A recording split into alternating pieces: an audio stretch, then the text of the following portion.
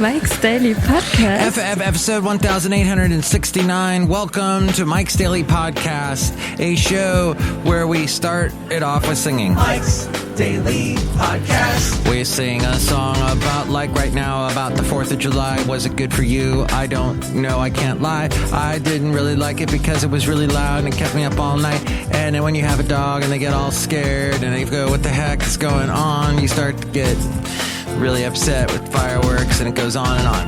But I like the food at the 4th of July. Mike's Daily Podcast. Because I like barbecuing. I like the smell of the coals that are hot on fire. Mike's and then you eat Daily something that's been burned Podcast to a crisp. Yeah! So what I learned today is that you do not rinse pasta.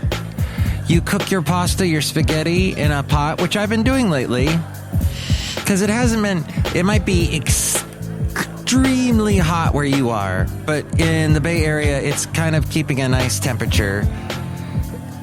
It's hotter inland, and so making the spaghetti and enjoying tomato sauce and all the little herbs you throw in there. I throw in onions. I think bell peppers are the bomb. If they weren't so friggin' expensive, I'd buy them all the time, but chop them up and throw them in. Well, saute them a little bit first and then put them in.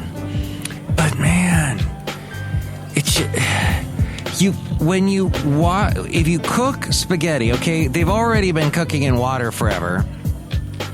And the reason why they say they're done when you throw them against the wall and they stick is because that's the sticking property that you want when you put the spaghetti, that when you put the spaghetti on the sauce on top of the noodles, it's supposed to be sticking to them. The sauce is to stick to it. And when you rinse it off, you rinse off the stickiness and you get this pool of water at the bottom of your plate. No bueno. Or no buono. Sorry to my Italian friends. And here's today's podcast picture. Look, I'm going to be honest with you. I do not like pasta. I do not like... I forced myself not to like it. Because it is bad, empty calories. Can you really taste pasta? I mean, yeah, you can kind of go, oh, this is good. But it's the stuff that surrounds the pasta's the cup to hold the food. To hold the sauce. The sauce is the bomb.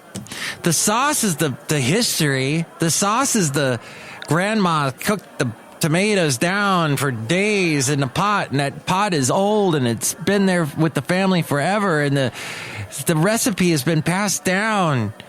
And pasta is difficult to make, yes. You have the eggs and the flour, and have I made pasta? Hell no. Basil. Has Basil eaten pasta last night? He had a total Lady and the Tramp experience. No, he didn't mean a tramp. He didn't mean a lady. Wait, that's why the lady is a tramp. No, wait. What the heck, Disney? What are you doing to my brain, Disney? Old Disney cartoons. If you had bought stock in Disney back then, oh my God, you'd be so rich right now. So no, I agree. Making the pasta is difficult, and I don't know exactly how to do it. And that's a whole craft in and of itself, and an art. But yet, not the best in the way of good calories for you, is all I'm saying. I guess I would try to make it somewhat more healthy in some way. Maybe add whole grains to it, but I don't know. Where am I? I am on this show where it's called Mike's Daily Podcast, and the podcast picture is of Basil the Boxer and I. We were over in Hercules last Saturday, overlooking the San Pablo Bay, and guess the frick what? I have tomorrow off and Monday off from all my jobs. Will I get a call or a text at some point tomorrow? Yes. Will I respond? Possibly. Will I get a text or an email or some kind of phone call on Monday? Yes. Will I answer? The heck no. The phone is being flushed down the toilet.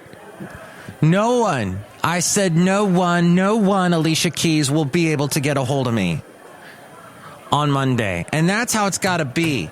So I'm watching this show on, I don't know what this is, PBS. It says at Create down in the lower right-hand corner. I don't know what channel this is here at Cafe anyway. The last place on earth located somewhere in Podcaster Valleyton today. And by the way, the Blackmans did not hear the podcast last show. Because I did not go to Alexa and test out listening to the show through Alexa. So shoot. But supposedly, it's as easy as going to your Alexa device and saying, Alexa, open the iHeartRadio app or the TuneIn app and play Mike's Daily Podcast. That's all I have to do. I get that's supposedly it. Okay. So last show, I did not. Well, I did mention that, all of that, and did say that the Blackmans were going to listen to my show. Did they? No, they did not. We were busy. We were meeting up with people we hadn't seen in a long time. My lovely lady friend and I. One of the nice people that I spoke to, I hadn't talked to since November. Oh, wow. That was right. They invited me over for Thanksgiving. Thanksgiving was on my birthday, and I was nowhere where they were. I said, sure, I'll be there.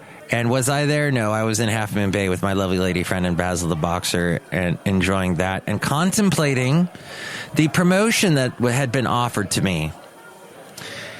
And you know what? The whole fun thing about promotions is the added responsibility and what that may entail. I have to admit, so suddenly I became a manager, and I had been a manager about 10 years back. And things went horribly wrong, as things tend to do when you're a manager. But may I just say, the fun part of managing is people. People are the craziest things. People are the craziest people. They are so bizarre. So many weird things happen. People just do weird stuff. They're never boring. Unless it's, well, I don't know where you are. If you manage people, if you work at a museum, maybe you're a docent, maybe you work with some really boring people. I would imagine docents are boring. I could be wrong, though. Give me a call. 3 + 3 = 6 MM Daily. 336 Daily. Let me know. MM as in Mike Matthews. Daily as in Daily Podcast, which almost was this week. As we go outside a cafe anyway, we're bringing Mike's Daily Podcast somewhere in Podcaster Valleyton. Except, I guess we missed Friday. Friday was busy. But people never cease to amuse. And it's odd. You can do a thing as a manager where you go, I would never do that. Why did that person do that? But that's a failed logic there. Because you cannot think as another person. No one can. No one can read minds. You can get close. You can sometimes be correct in your guesses and your assumptions, but dang. Human beings are like snowflakes, just like the millennials that never go outside until there's a Pokemon game that appears on their phone, and they're like, ooh, I'll go outside and try and catch the little monsters. And that's a snowflake, because they're really white, right? Isn't that what a snowflake is? I don't know. It's a derogatory term towards young people that are liberal. And when you're young, you tend to be more liberal. It's true. Because it's not till you live life and you get some things, and then you get in the whole,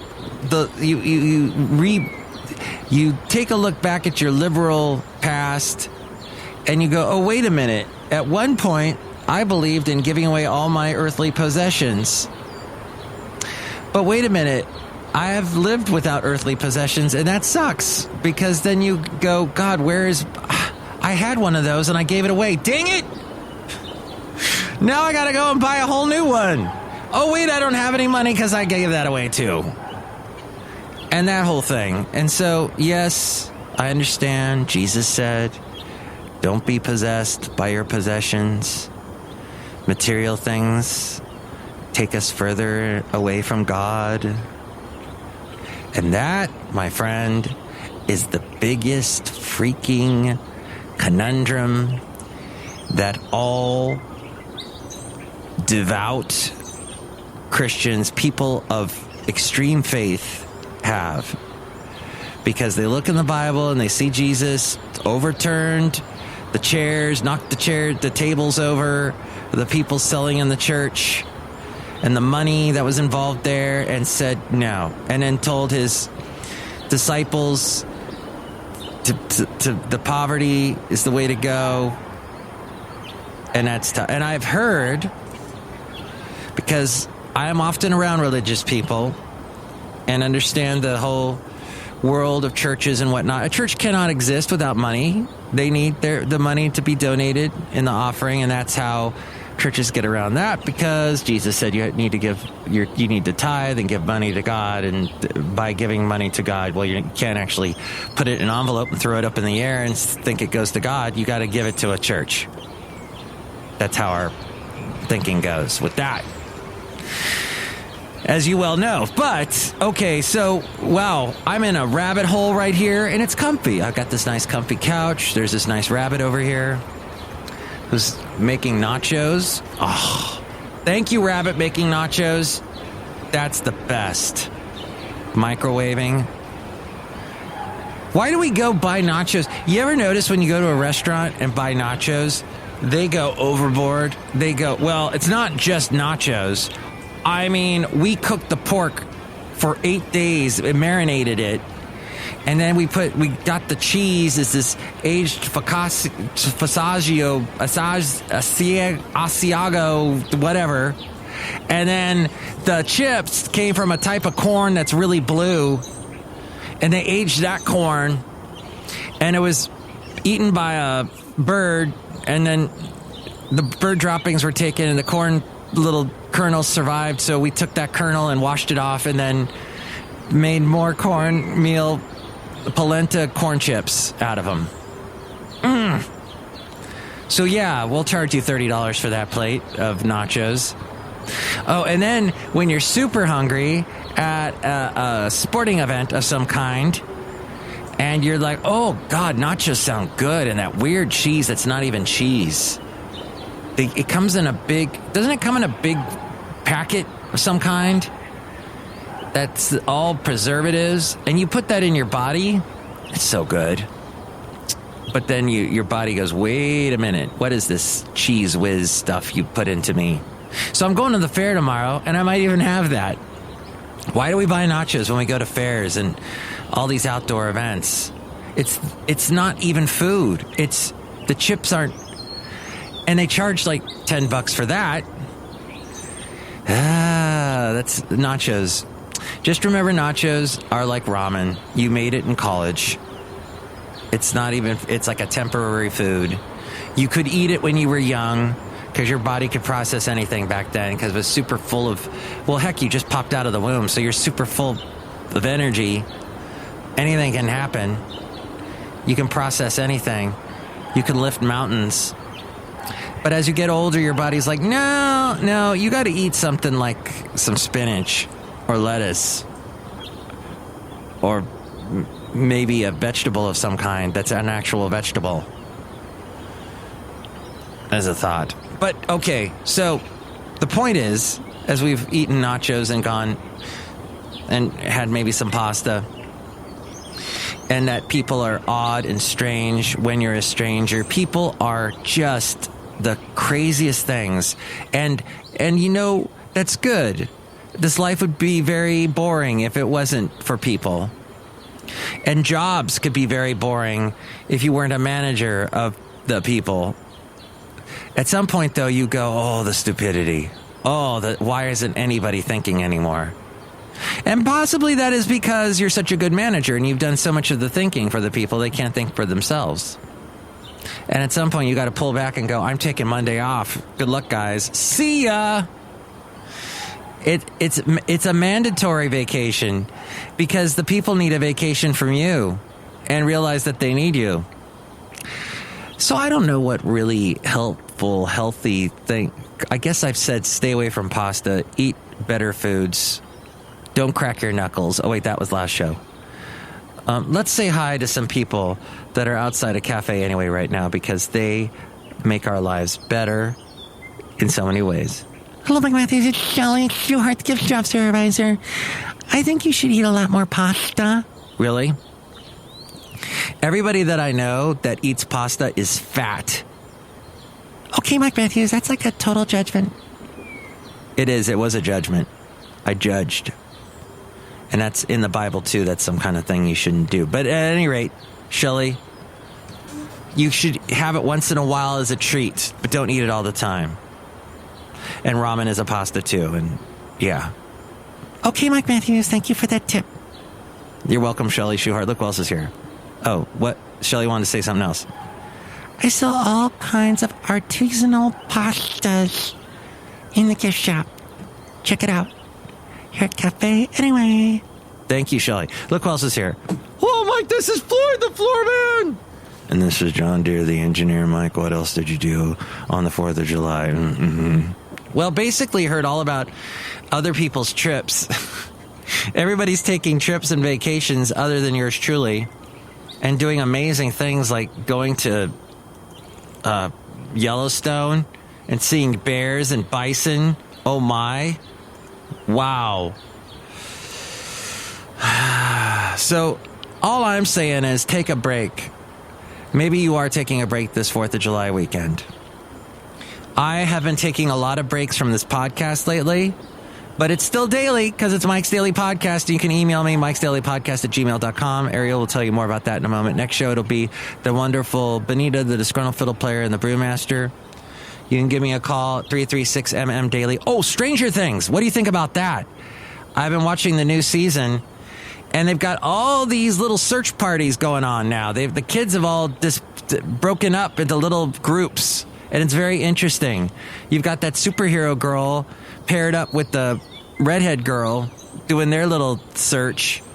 You've got the guy with the front teeth missing off searching with the guy with the great hair.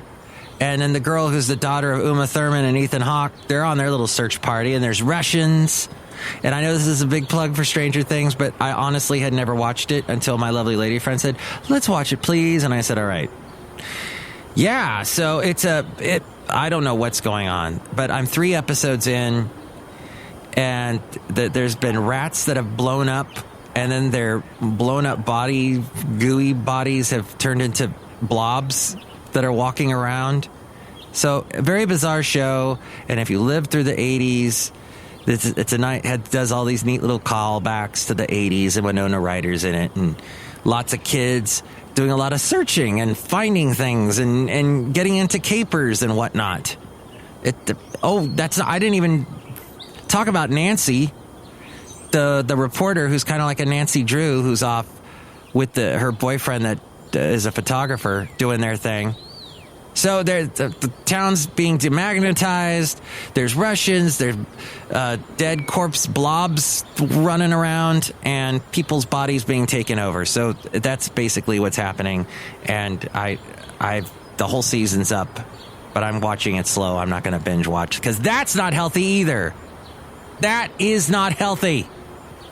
In moderation, folks. Moderation is how we'll wrap up the show. Next show, it'll be the wonderful Benita, the Disgruntled Fiddle Player, the Brewmaster. I guess I said that already. And we will also do a little dance, get down tonight.